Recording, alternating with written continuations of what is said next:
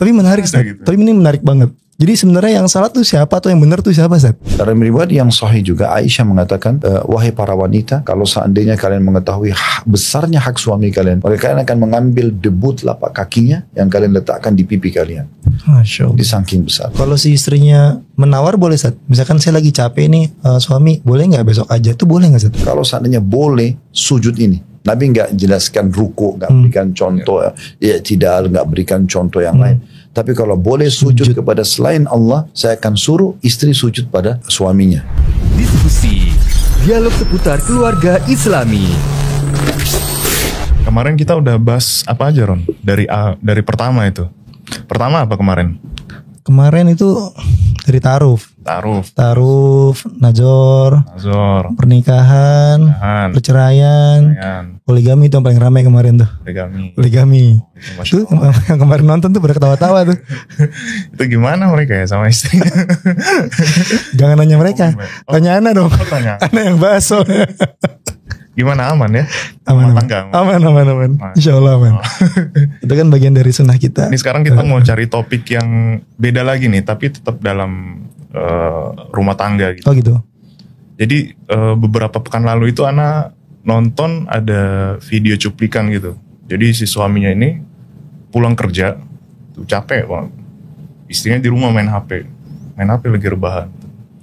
Terus suaminya bilang, ya intinya ngajak lah suaminya gitu, tanda kutip ngajak makan. Ya ngajak pokoknya lah gitu. Ngajak apa? Ya ngajak itu. Oh iya. Gitu ya. Terus gitu. Istrinya lagi main HP. Terus istrinya bilang, ngapain, aku kan capek ngurus rumah gitu. Aku juga ngurus anak-anak. Kamu enak tinggal minta gitu. Terus suaminya juga bilang, aku kan juga di luar kerja capek gitu. Ya udah kalau sama-sama capek kita istirahat aja. Sama-sama tidur gitu. Tapi jangan gitulah istri, namanya suami kan. Tapi kan capek di rumah, Ron. Ngurus anak. Lah suami kerja di luar panas-panasan, pulang kerja campur sama lawan jenis di jalanan. Pas pulang ketemu istri yang halal, ditolak. Nggak enak, Ram. Ya tapi gimana, di rumah kan juga capek istri. Ya harus ngerti lah istri. Nah itu gimana caranya, Ron? Ya harus bakti lah kepada suami. Harus bakti ya. Atau mungkin biar lebih tepat kita coba tanya Ustadz mungkin ya. Assalamualaikum Ustadz. Waalaikumsalam. Apa Ustadz dengerin kita konflik tadi nih? Iya. Jadi emang videonya itu anak kena juga. Oh berasa jadinya? Ya mungkin semua.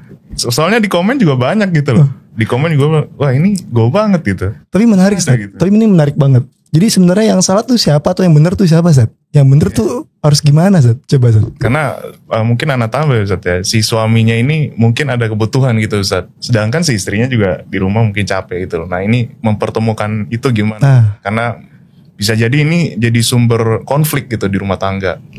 Nah itu bagaimana, Ustadz? Baik, alhamdulillah wassalatu wassalamu ala rasulillah. Kalau kita langsung masuk ke contoh tadi, nanti kan ada rinciannya lagi. Suami pulang capek, kemudian dia butuh untuk dilayani oleh istrinya, terutama tanda kutip dalam masalah biologis. Sementara istri lagi bermain handphone dan dia langsung karena merasa terganggu, terusik dengan harus berhenti main handphonenya, akhirnya dia mengatakan, kan saya capek gitu. Terus langsung dia menyalahkan suaminya, kalau kamu enak-enak saja gitu dari luar datang terus tiba-tiba mau dilayanin. Nah di sini secara zahir tentu yang salah wanita, ya, yang salah si istrinya. Dia harusnya memang bisa memahami kalau itu adalah kewajiban dia, yang merupakan hak suami dalam melayani suami. Kalau dia berhujjah, dia berargumentasi seperti tadi, misalnya mengatakan, ya saya capek juga misalnya. Terus kapan dia layani suaminya? Karena akan tiap hari kalau pulang akan berhujjah yang sama kan. Jadi dia harus bisa memanage waktunya. Masalah kapan dia bagi waktu buat anak-anak, kapan dia bagi waktu buat dirinya sendiri, kapan dia beribadah kepada Tuhannya, dan kapan dia memberikan hak suaminya. Karena Ibnu Taimiyah rahimahullah mengatakan, walaysa 'alal mar'ati ba'da haqqillahi wa rasulih aujabu min haqqiz zauj. Tidak ada lagi yang paling wajib bagi seorang wanita muslimah setelah hak Allah dan Rasulnya, yang dia harus jalankan itu dibandingkan dengan hak suaminya. Dan dalam sebuah riwayat yang sahih kata Nabi SAW, awal yang akan dihisab bagi seorang wanita pada hari kiamat adalah hubungannya dengan Tuhannya dan hubungannya dengan suaminya. Jadi memang ini harus diperhatikan baik-baik. Ya, jadi masalah kebanyakan wanita digoda oleh syaitan memang dia justru menyepelekan masalah itu. Mungkin dia lebih peduli dengan kebutuhan dia pribadi, kebutuhan anak-anaknya. Padahal dia lupa sebenarnya itu iya, tetapi nomor satu adalah suaminya. Dalam hak suami itu Ustaz, itu kira-kira ada penjelasannya nggak Ustaz di dalam dalil-dalil yang sahih itu Ustaz? Taib. Jadi kalau kita fokus ke bahasan ini penting memang dalam masalah rumah tangga. Contoh misalnya saya waktu pertama nikah, saya bahasakan ke istri begini. Saya sama kamu ini adalah ibaratnya pegawai di satu perusahaan. Perusahaan itu namanya rumah tangga. Pemiliknya adalah Allah. Kalau saya menjalankan tugas yang merupakan kewajiban saya, yang hak kamu, atau sebaliknya kamu juga menjalankan tugas kamu yang merupakan kewajiban, berarti itu adalah hak saya, maka otomatis kita akan mendapatkan gajinya. Nah, kalau dalam bahasa agama itu pahala. Oleh karena itu setiap suami istri harus bisa memahami mana yang merupakan kewajiban dia, yang akhirnya merupakan hak pasangannya, dan mana juga yang merupakan hak dia, yang merupakan kewajiban pasangannya. Kalau kita fokus sekarang ke masalah kewajiban istri, yaitu merupakan hak suami, ini memang poin yang paling dasar yang harus dibahas dalam masalah rumah tangga. Karena ini adalah hak yang paling tinggi. Sebelum menikah, si istri ini punya kewajiban berbakti sama kedua orang tuanya. Dan itu di nomor satu kan. Ya dia harus santun, dia harus ramah, dia harus bakti. Makna bakti itu kan luas sekali. Dia berkhidmah, ya, kemudian dia mengalah. Itu semua masuk dalam masalah bakti. Dia mendahulukan orang tuanya. Dia tidak bertutur kata yang kasar misalnya. Nah setelah dia menikah, maka semua yang merupakan tadi skala prioritas buat kedua orang tua itu pindah ke suaminya. Jadi makna kalimat bakti sepenuhnya ini pindah ke suami. Jadi memang dia harus menjaga tutur katanya, ya, sikapnya, terus full pelayanannya, segala macam memang kepada si suaminya. Jadi pada saat orang tua atau si wali perempuan ini mengatakan saya nikahkan kamu sama anak perempuan saya Fulana binti Fulana dengan mas kawin ini, sama dengan si ayah mengatakan begini, ini anak perempuan saya dulu saya yang nafkahi, saya yang kasih makan, kasih minum, kasih perlindungan, pendidikan, segala macam ya. Dan dia pun berbakti dengan saya. Sekarang saya akan serahkan kepada kamu. Kamu terima gak? Iya, saya terima nikahnya. Oke, sekarang udah pindah nih, silakan pindah ke rumah kamu, urus semuanya ya. Nah, dengan serah terima itu, berarti sang ayah dari nomor satu menjadi nomor dua sekarang. Jadi nomor dua. Dalam banget maknanya ya. Akad nikah itu. Dan itu perpindahan tanggung jawab ya Ustaz ya, dari seorang ayah ke seorang suami. Ya, dan suami di sini kenapa dia lebih besar nanti kedudukannya? Karena memang dia orang asing. Kalau ayah si wanita ini dia pemilik sperma. Jadi wajar ya. Jadi itu seperti bagian dari tubuh dia. Jadi wajar saja kalau si anak itu harus bakti dan dia pun wajar memberikan perhatian ekstra. Tetapi kalau suami orang asing kan tidak boleh menikah sama mahram kan. Dia orang dari luar.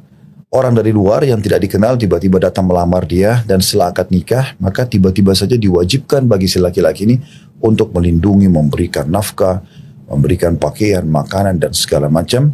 Ya, sementara pasti ada feedbacknya kan. Nah, si perempuan ini juga harus bakti, berbuat baik, mengalah, memberikan yang terbaik untuk suaminya. Itu kan perpindahan bakti dari orang tua ke suami, Ustaz. Ya. Tapi kalau kita ukur, Ustaz, lebih mulia mana, Ustaz? Mulia bakti sama orang tua atau mulia bakti sama suami, Ustaz? Tentu suami. Tentu suami. Karena setelah akad nikah tadi saya bilang itu sudah perpindahan transisi. Jadi kalau suami mengatakan jangan keluar rumah, terus ayahnya atau ibunya mengatakan nak datang ke sini, dia nggak boleh keluar selama suaminya belum izinkan. Jadi udah nggak bisa. Dan suami ini ada ekstranya itu dia satu-satunya orang yang bisa melihat tubuh si wanita ini sekaligus menikmatinya. Sementara sang ayah itu nggak bisa. Sampai umur tamiz itu umur 7-8 tahun udah bisa membedain jenis kelamin, itu udah nggak bisa lagi kan sang ayah untuk melihat badan tubuh anak perempuannya. Anak perempuan itu juga sudah akan risih gitu. Dia kalau sudah 7 tahun, 8 tahun dia mau dimandiin sama dia nggak mau. Gitu. Nah, tapi suami dia bisa menikmatin semuanya dan tidak ada poliandri dalam Islam. Artinya si perempuan ini hanya mengabdi kepada satu laki-laki ini.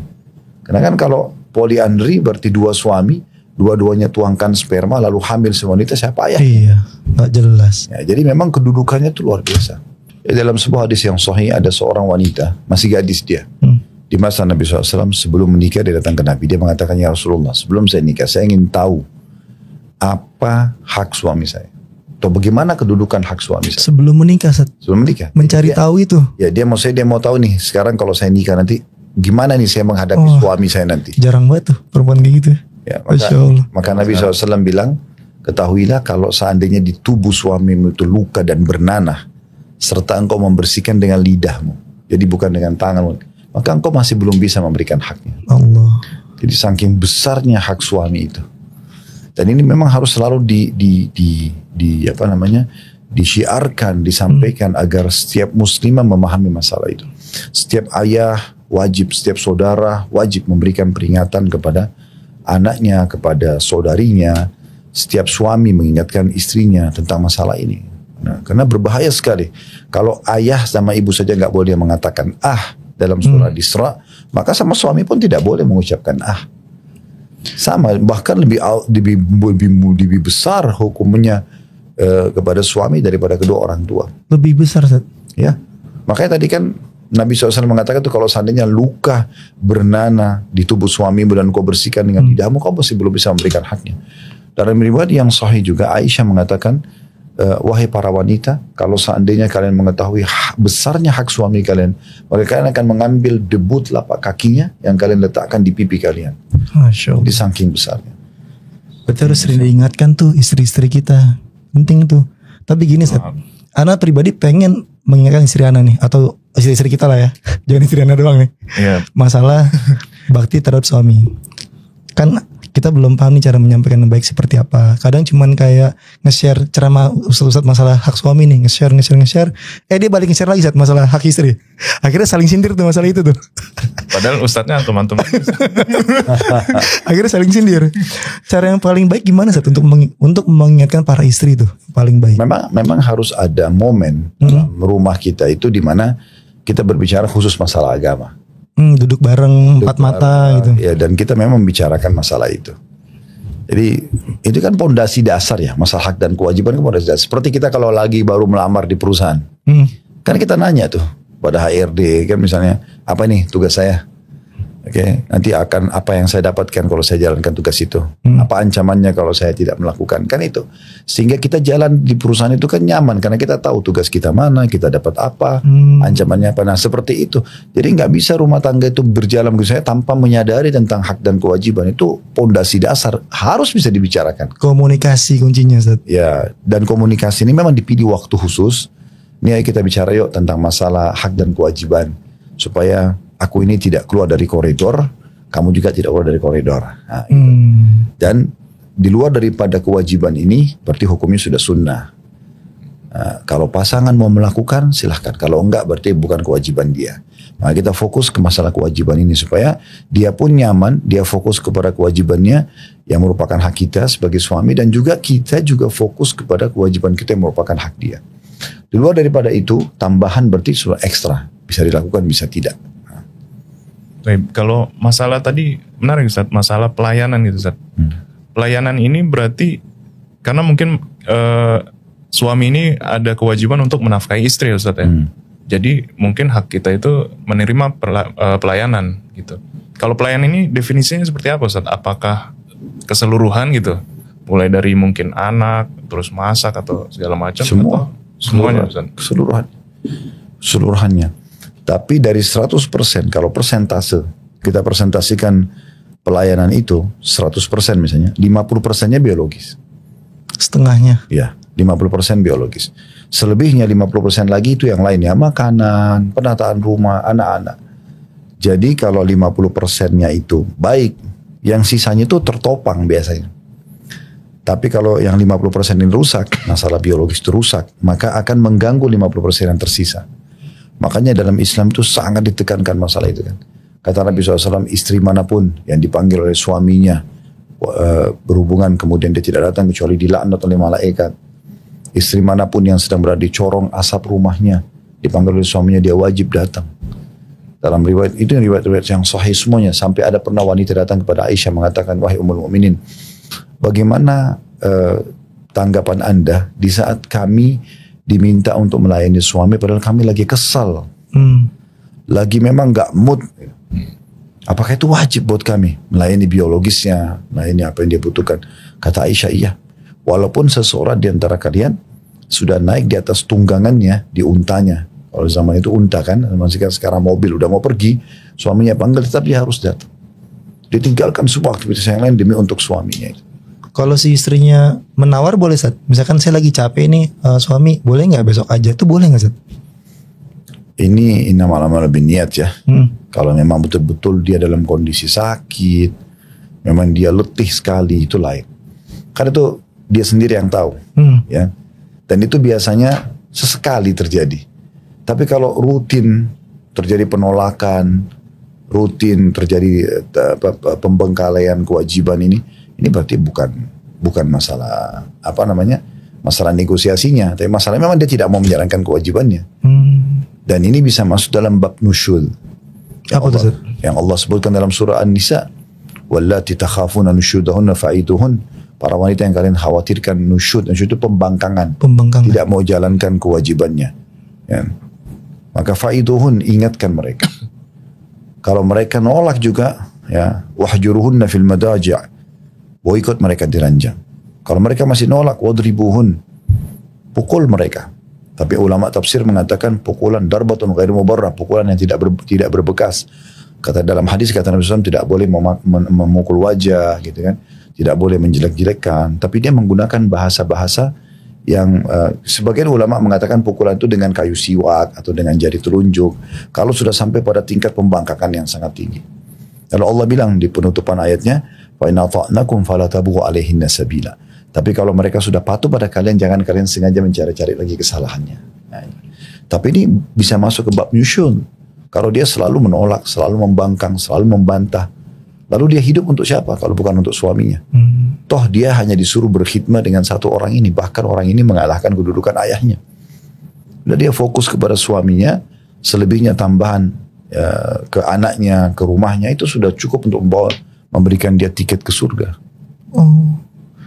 Dapat tiket surga, Seth? Oh, iya. Bakti sama suami. Kan begitu kata Nabi SAW.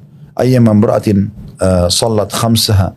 Istri manapun yang menjaga salat 5 waktu. Gak disebutin salat sunnah. Wasamat syahraha. Lalu kemudian dia puasa Ramadannya. Gak disebutkan puasa sunnah. Puasa yang wajib saja. Wa ata'at zawjah dan ba'alaha. Dan mentaati suaminya. Qila laha udkhilil jannata min ayba abwabin syi'ti. Kau boleh masuk dari 8 pintu surga, yang mana kau mau? Yang mana kau mau? Pada saat dia meninggal ya. Jadi itu luar biasa sebenarnya. Jadi cuma di 3 hal ini dia fokus. Jadi kedudukannya berarti sholatnya, sholat wajib yang merupakan Nabi sendiri menerimanya harus ke langit. Isra Mi'raj gitu kan. Kemudian puasa Ramadan setahun sekali dan ini kewajiban bagi semua muslim yang balik. Kemudian diikuti dengan taati suaminya. Maka 3 loh. Ya, cuman 3 itu. Jadi kedudukan suami itu luar biasa. Setelah puasa dan sholat datang suami. Iya.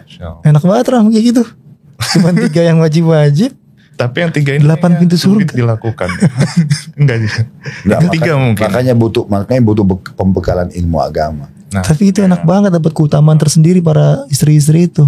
Nah kalau suami Ustaz gimana? Punya nggak keutamaan yang serupa kayak gitu terhadap istrinya, Ustaz? Itu nanti ada bahasan sendiri. Ada bahasan tersendiri. Ntar nih part 2 nih. Siap-siap. Jadi supaya tidak tumpah tindih, kita fokus dulu ke. Buat suami-suami yang iri, sabar. Ini kita bahas istri dulu. Tapi Ana boleh balik ke tadi Ustaz, masalah biologi Ustaz. Misalnya si istri ini misalnya capek Ustaz, cuma memang harus melayani. Ketika melayani itu kayak anggaplah tidak ikhlas itu Ustaz. Maksudnya ya udahlah gitu. Oh, yang penting kewajiban selesai. Yang penting selesai gitu. Nah itu gimana Ustaz? Mirip dengan orang sholat tapi capek. Cuma ini kan kewajiban, dia harus kerjakan. Kita kan tidak bisa bilang sholatnya gak sah selama dia penuhi syarat-syarat dan rukunnya. Udah dia layani suaminya semampu dia, dapat pahalanya. Ya, gitu. Tapi kan yang harus difahami di sini, kalau dia sifatnya sesekali, suaminya juga harus bisa beri pengertian kan. Maksudnya bisa mengerti, oh ternyata memang istri saya lagi capek misalnya, atau lagi sakit gitu kan. Karena juga dia tidak maksimal bisa melayani. Gitu. Tapi kalau ini terulang seringkali, ini berarti sudah permainan syaitan. Nah itu dibalik ke ilustrasi video yang tadi Ana cerita yang pas awal gitu. Di kolom komentar itu ada yang komen, Ustaz, saya itu sampai gak berani ngajak istri gitu loh, gara-gara ditolak terus. Jadi dia sendiri udah gak berani ngajak. Jadi males itu, Ustaz. Sampai ada poin seperti itu gitu loh. Oke, sekarang gini aja, kita susun aja. Kira-kira apa aja sih yang merupakan hak suami yang akhirnya menjadi kewajiban istri. Ya. Supaya dia lebih sistematis. Yang pertama itu memang ketaatan dan mencari ridho. Itu kewajiban pertama istri yang merupakan hak suami. Jadi kita ini sebagai suami bisa kita minta dan tuntut itu. Karena itu hak dalam melalui wahyu. Kecuali dalam maksiat itu, Ustaz, ya. Ya, itu nanti ada pengecualian. Tapi ketaatan dan mencari ridho ini nomor satu kewajibannya. Sebelum yang lain-lain. Sebelum biologis tadi, sebelum semuanya. Karena Nabi SAW sudah mengatakan dalam hadis yang sahih, "Lau kuntu amiran ahadan yasjuda li ghairillah la amartu al-mar'ata tasjudu li zawjiha." Atau kama qala Nabi SAW. Kalau seandainya boleh aku perintahkan seseorang sujud kepada selain Allah, aku akan suruh istri sujud kepada suaminya. Jadi perbuatan yang paling tinggi, puncak penghinaan seorang hamba kepada Tuhannya itu pada saat sujud, karena dia meletakkan kepala yang mulia di tanah. Disitulah puncak kemuliaan yang luar biasa gitu, memuliakan Allah Subhanahu Wa Taala, dan itu puncak penghinaan seorang hamba di hadapan Tuhannya. Makanya kata Nabi SAW, akrabu abdun ilallahi wa huwa sajid, paling dekatnya seorang hamba pada Tuhannya pada saat dia sedang sujud. Dan Nabi SAW datangkan perumpamaan itu, sujud yang merupakan paling dekatnya seorang hamba sama Tuhannya, dan ini bentuk penghinaan full seorang hamba kepada Tuhannya. Maka Nabi berikan contoh itu. Kalau seandainya boleh sujud ini, Nabi nggak jelaskan ruku, nggak berikan contoh i'tidal, nggak berikan contoh yang lain. Tapi kalau boleh sujud kepada selain Allah, saya akan suruh istri sujud pada suaminya. Nabi tidak sebutkan ini, tidak pernah disebutkan bahasa yang mirip ini. Misalnya saya akan suruh anak sujud pada orang tuanya, nggak pernah ada. Belum pernah ada bahasa, belum ada satu riwayat pun dalam masa. Tapi disuruh istri sujud pada suaminya ini ada. Dan ini kan memaknakan kalau bukan karena larangan Allah, maka saya akan suruh sujud. Dalam sebuah riwayat yang lain, pernah Mu'adz bin Jabal radhiyallahu anhu pulang dari Yaman setelah bertugas dakwah. Beliau tiba di Madinah, langsung sujud di bawah kaki Nabi SAW. Beliau sujud di bawah kaki. Nabi suruh berdiri, hai Mu'adz, kenapa kau lakukan ini? Dia bilang, ya Rasulullah, di Yaman, di negeri yang saya berdakwah, orang-orang di sana kalau muliakan kepala sukunya, orang yang dituakan, pasti mereka sujud. Dan saya menganggap Anda adalah orang yang paling pantas saya sujudi. Maka keluarlah sabda Nabi SAW ini, tidak boleh hai Mu'adz. Kalau seandainya boleh sujud kepada selain Allah, aku akan suruh istri sujud pada suaminya. Jadi maknanya dalam sekali. Dalam banget. Dan kata Nabi SAW dalam hadis yang lain, langsung saya terjemahkan ke bahasa Indonesia. Kata Nabi SAW, tidak ada seorang istri yang menyakiti atau membuat suaminya murka, marah, sakit hati misalnya, kecuali yang di langit Allah langsung terlibat murka pada wanita tersebut sampai dia buat suaminya ridho. Jadi memang hubungan masalah keridoan suami membuat dia tersenyum, membuat dia terhibur, terpenuhi. Ini luar biasa ini. Ini langsung menjalin hubungan baik sama Tuhan Allah Subhanahu Wa Taala. Dan kalau dia rusak hubungan itu, maka dia rusak hubungannya sama Allah. Bisa dibilang ridho suami juga sama dengan ridho Allah nggak, Ustaz? Enggak. Dia datang setelah ridho Allah. Datang setelah ridho Allah. Ya. Oke. Makanya tadi saya bilang Ibnu Taimiyah mengatakan tidak ada hal yang lebih wajib bagi seorang wanita ya setelah hak Allah dan Rasulnya dibandingkan hak suaminya. Jadi memang luar biasa dalam sekali itu. Dia harus cari keridhaan itu. Dan dalam hadis yang lain juga kata Nabi SAW, sehingga saya riwayat Imam Ahmad hadis ini, tidak ada wanita yang meninggal dunia kemudian suaminya ridho. Ridho itu kayak merasa kehilangan. Karena selama hidup dia berkhidmat, dia betul-betul loyalitas terhadap kepada suaminya, kecuali pasti akan dimasukkan ke dalam surga. Masya Allah. Jadi apa aja maksudnya? Itu kuncinya di suaminya. Jadi untuk istri kalau sudah menikah, tidak ada lagi dikatakan ridho orang tuanya akan menjadi penyebab ridho surganya atau masuk surganya. Tapi ke suami. Ya. Jadi memang ini kedudukannya luar biasa. Maka oleh karena itu setiap wanita wajib memahami masalah ini. Betul-betul, dan setiap orang tua mengingatkan anak perempuannya. Kunci surganya istri di suami. Ya. Dan ini poin pertama. Ini masalah keridoan dan taat. Keridoan dan taat. Ketaatan yang penting di sini adalah, tapi tadi Rama singgung, ya, ada pengecualian. Karena kata Nabi SAW, la ta'ata li makhlukin fi ma'siyati khaliq. Tidak boleh ada ketaatan pada makhluk. Di sini istri pada suaminya, anak pada orang tuanya misalnya, bawaan pada atasannya, masyarakat pada pemimpinnya misalnya. Tidak ada ketaatan kepada makhluk yang berbuat maksiat pada Sang Pencipta. Dalam riwayat lain, la ta'ata illa fi ma'ruf. Tidak ada ketaatan kecuali pada hal yang dibolehkan. Nah, selama suami itu ngajak sesuatu yang tidak ada bau haram dalam agama, tidak dilarang, kayak misalnya, tolong temanin saya di sini, ayo kita jalan sama-sama ke sana, ayo layani ini, ayo gini dan gitu, maka itu wajib bagi dia. Wajib nurut. Jadi memang ini mencari keridhaan. Dan di sini memang sang istri harusnya memahami ini perintah Allah dan Rasulnya. Dia tidak ada lagi suaminya, tapi dia lihat perintah Allah dan Rasulnya. Banyak kan dalam agama itu, kayak kita bangun sholat malam, kayak kita pergi berjihad, itu kan semua butuh pengorbanan yang besar. Kalau kita faham itu adalah perintah Allah dan Rasul dan kita kejar keutamaannya, maka akan mudah untuk dikerjakan. Ini poin pertama, itu kan, yang merupakan kewajiban istri, kewajiban istri yang merupakan hak suami. Kemudian yang kedua, ini masalah tadi, masalah biologis itu. Jadi setelah keridhaan itu adalah masalah biologis. Jadi kita ini laki-laki memang Allah karunia sperma. Sperma itu ada kandungan zat panas, ada api yang memang dia itu panas. Dia kalau tidak terlampiaskan kuasa Allah sebentar, karena kan di situ bibit manusia. Jadi dia harus dituangkan supaya akhirnya manusia itu ada regenerasi kan. Nah, sekarang kalau supaya itu mau dituangkan, Allah berikan kita syahwat, Allah berikan kita rasa suka dan segala macam, sehingga mau dituangkan. Kalau tidak kan mungkin kita tidak akan mau berpikir itu. Nah, kalau dia tidak dituangkan justru biasanya lebih banyak mendatangkan emosi.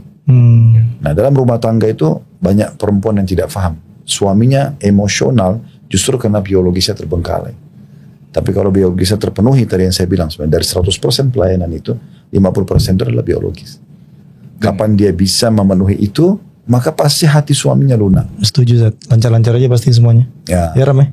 Dan ini mungkin berbeda, mungkin anak nyebrang sedikit. Biologi suami ini sama istri berbeda, Ustaz ya? Oh, beda sekali. Itu sudah jelaskan panjang lebar oleh para ulama.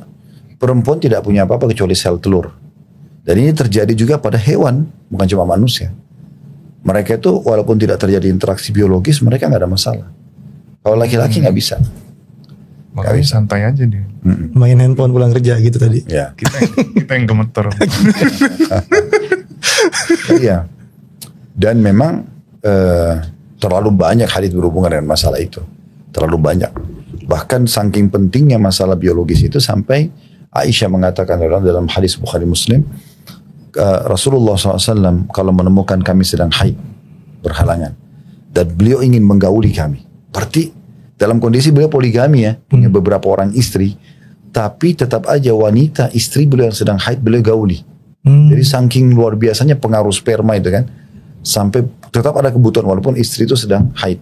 Jadi kata Aisyah menggambarkan, kami kalau sedang berhalangan atau sedang haid dan Rasulullah SAW ingin menggauli kami, maka beliau menyuruh kami mengencangkan kain di tempat keluar darah, kemudian beliau menggauli kami. Karena istimta atau menikmati istri itu dibolehkan dalam keadaan apapun, gitu kan? Dengan gaya apapun kalau bahasa kita, kecuali dua hal yang dilarang: meletakkan kemaluan di kemaluan pada saat haid atau nifas, dan memasukkan kemaluan laki-laki ke dubur wanita. Selain daripada ini tidak ada masalah. Contoh misalnya onani haram kalau laki-laki kerjakan sendiri, tapi di saat istri yang lakukan tidak haram. Misal contoh, jadi dia bisa istimta, dia bisa menikmati itu. Jadi saking besarnya pengaruh sperma sampai seperti itu. Dan Nabi SAW pernah mengingatkan juga para sahabat. Satu waktu Nabi SAW lagi jalan dengan para sahabat, tiba-tiba beliau mampir di rumahnya, lalu kemudian beliau biologis. Dan beliau keluar dalam kondisi sudah mandi. Dan para sahabat faham kalau Nabi SAW baru saja melakukan hubungan biologis. Dan beliau mengatakan, ketahuilah bila seseorang di antara kalian merasa terganggu dengan wanita di luar rumahnya, saya bukan halal buat dia, kembalilah ke istrinya karena istrinya memiliki apa yang dimilikinya. Ini yang bahaya nih, pulang kerja ketemu lawan jenis, satu kereta gitu kan, pulang istri nolak, itu yang bahaya, Ustaz. Nah itu poin berbahaya sekali. Makanya sang istri itu dia harus betul-betul pintar memanage waktu. Jadi kalau suami sudah mau pulang, dia udah, anak ini sudah aman. Nah ini masalah handphone ini memang tidak boleh disentuh lagi. Memang dia ini kesibukan dengan medsos, dengan handphone ini membuat dia melupakan kewajiban dia. Jadi anak-anak itu sudah selesai makannya, sudah mandi. Kalau perlu suami mungkin pulang sudah diistirahatkan gitu kan. Jadi memang dia punya waktu dengan suaminya. Dan itu harus dilakukan memang. Kalau kita bahasakan, kalau saya pulang handphone taruh ya, boleh saat kayak gitu? Boleh, tetapi nanti kita bahas. Jadi dalam membahasakan kepada wanita juga ini beda. Kalau ana sama antum nih, laki-laki sama laki-laki, Bron, ana nggak suka antum pegang handphone kalau lagi ngomong. Antum langsung bisa ngerti. Belak-belakan gitu ya. Karena kita laki-laki sama laki-laki dan kita ini dominan akal. Akal itu masalah, solusi. Kalau kita dapat teguran atau kita dapat sapaan dan kita ada sesuatu yang kita lihat butuh perhatian, pikiran kita langsung ke solusinya.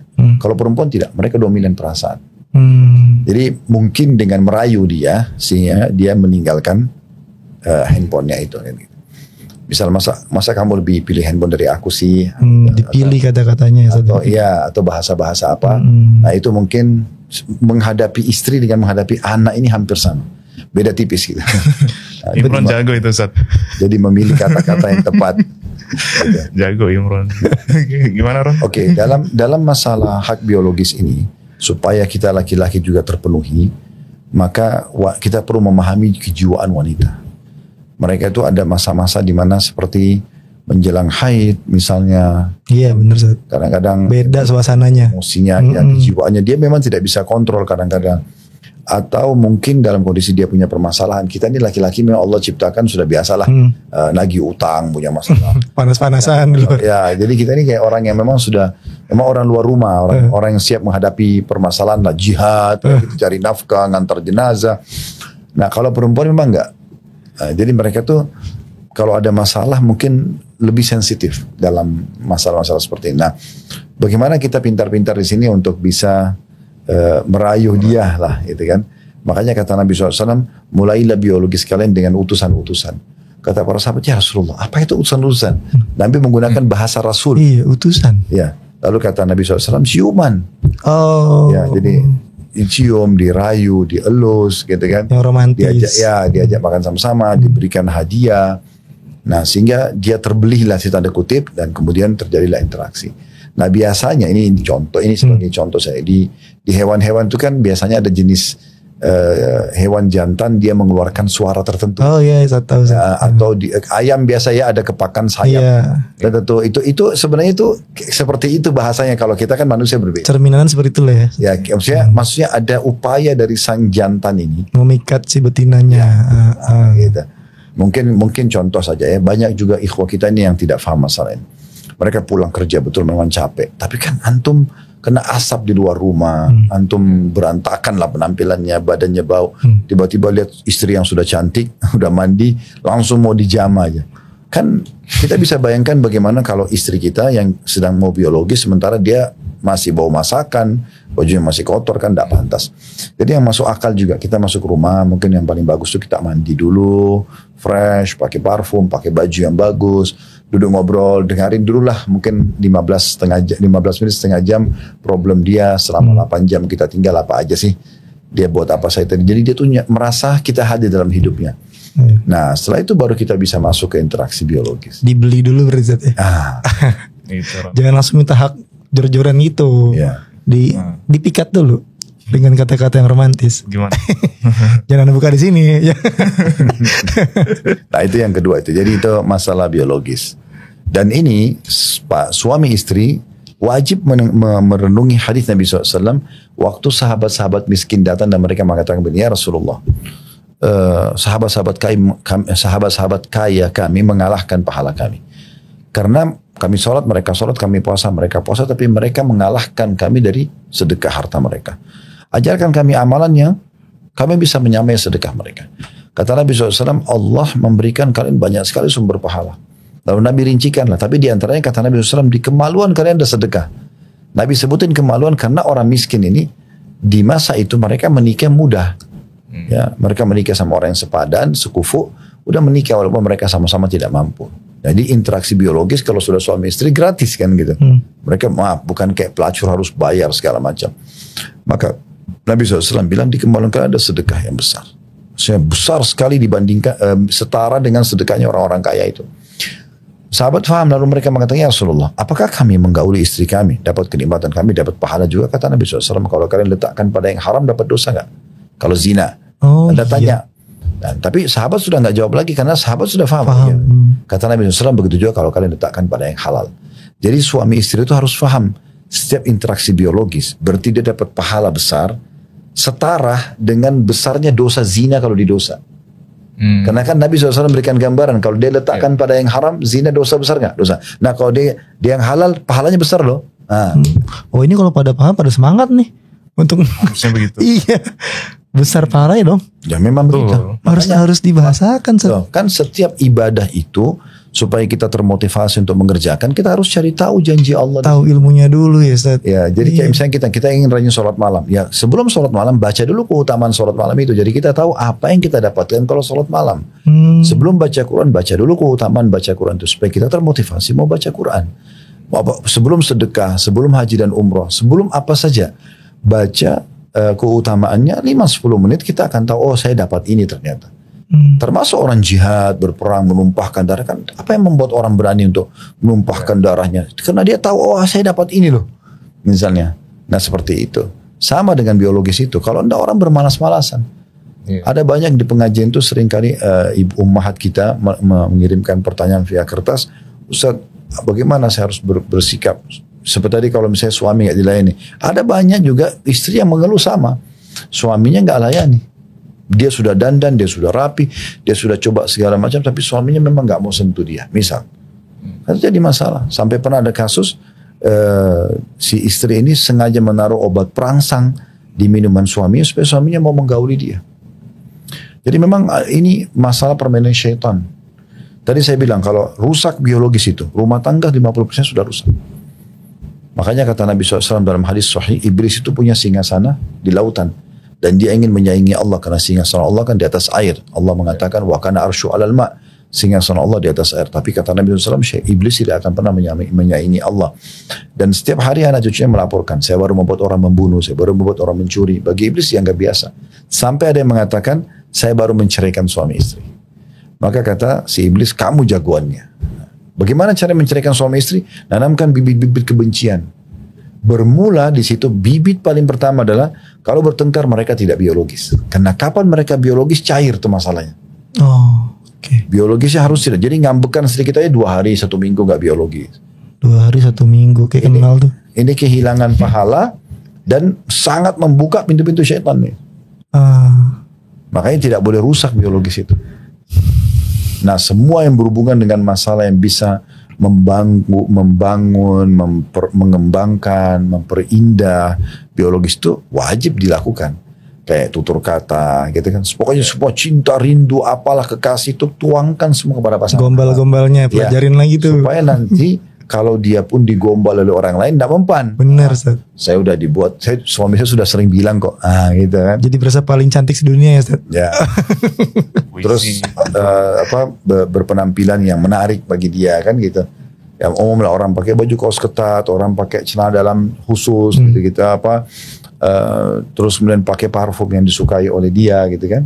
Itu semuanya hal-hal yang positif saja. Kalau dia sampai effort kayak gitu, Ustaz, apakah ada tambahan pahala buat dia, Ustaz? Ketika dia berusaha lebih maksimal lagi. Iya. Di ibadah itu kapan dia dikemas, kemasannya itu dan nilai pahalanya sendiri. Contoh misal si A sama si B, dua-duanya mau sholat malam. Yang satu si A ini pada saat dia bangun sholat malam, dia terkaget. Udah dia sholat aja dengan baju yang dia pakai, kaos misalnya, sarung misalnya, udah dia sholat aja, dapat pahala, tapi hanya sekedar pahala sholatnya saja. Kalau si B, kita kasih contoh si B ini enggak, dia sebelum tidur dia udah siapin pakaian khusus yang dia mau pakai, dia udah bubuhi parfum, dia udah siapkan kopi khusus, dia sudah siapkan bacaan ayat Al-Quran yang dia mau baca, berapa ayat misalnya, berapa rakaat dia mau sholat, jam berapa dia bangun, ada kemasannya. Kemasannya ada nilai pahala sendiri. Orang kalau si A misalnya mau sedekah, dia ya tidak lihat dari awal, tapi begitu di jalan lihat orang miskin, kesian, dikeluarin dari kantongnya uang Rp5.000 misalnya. Beda pahalanya dengan si B yang mengemas. Memang dia sudah sendirikan di kantong sebelah kiri misalnya, atau sebelah kanan, 100.000 untuk saya kasih orang miskin. Memang dia sudah lihat dari awal.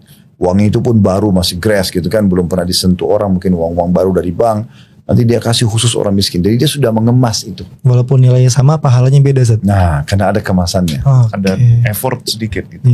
Ya. Jadi butuh kemasan. Nah, di sini juga bisa kita bumbuhi dengan hadis Nabi SAW, tahadu tahabu, saling memberikan hadiah karena akan saling mencintai. Gitu ya. Jadi sering aja pulang bawa sesuatu, makanan atau apalah. Saya pernah pulang ke rumah, itu hanya karena waktu itu saya buru-buru pulang dari pengajian, saya hanya bisa bawa 2 permen. Mampir ke satu kios, beli permen yang ada makanan anak, mainan anak, permen anak-anak yang ada payungnya, lollipop gitu kan. Saya cuma beli 2. Terus saya bilang, saya bawain sesuatu nih buat kamu. Saya sudah nunggu apa nih, saya keluarin, ini cuma ini yang saya mampu beli. Tapi karena saya kasih dengan tulus, dia dengan senyum menerimanya dan kami berdua makan itu. Dia pegang satu sambil kita ngobrol. Masya Allah. Tuh suami-suami tuh murah ya. Cuma 2 permen doang tuh. Masya Allah. Jangan malas-malasan buat ngerayu istri makanya. Cuma 2 permen. Harus bisa lebih. Harus bisa lebih. Jangan permen doang. Ya mungkin bisa yang lain. Mungkin misalnya beli kue. Saya pernah di pengajian di Tablik Akbar di salah satu kota gitu. Kok ada unik benar. Saya pernah pertama kali lihat gitu ya. Pas menuju ke penginapan di kota itu. Di pinggir jalan ada satu mobil khusus jual bunga mawar yang ditata rapi. Tapi warnanya tuh unik-unik. Ungu, biru, dongker gitu-gitu kan. Yang saya sendiri jarang lihat gitu. Tapi sudah ditata rapi dan penatanya juga unik. Saya tidak pernah lihat di Jakarta.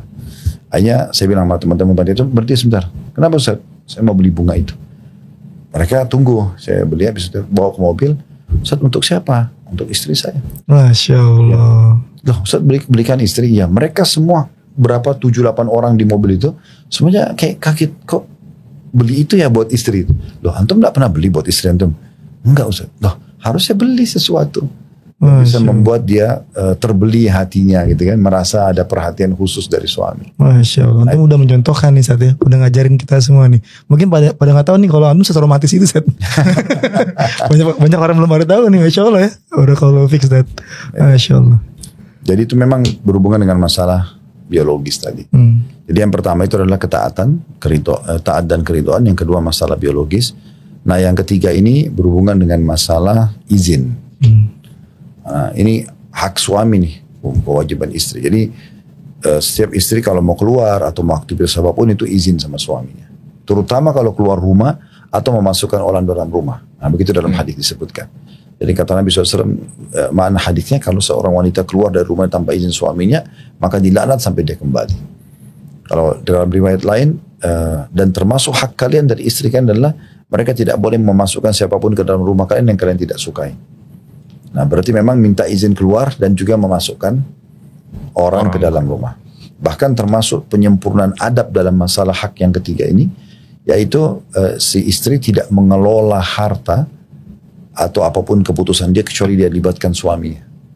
Bagaimana pendapat kamu begini, kalau saya begini seperti apa gitu ya. Betul dia melibatkan suaminya. Itu dalam kata Nabi SAW ya. Waktu ditanya, ayyun nisa'i khair, wanita mana yang paling baik ya Rasulullah. Kata Nabi SAW, idza ra'aitaha tasurruk, kalau kau lihat kepadanya kau akan senang. Wa idza amartaha tuti'uk, kalau engkau perintahkan dia patuh.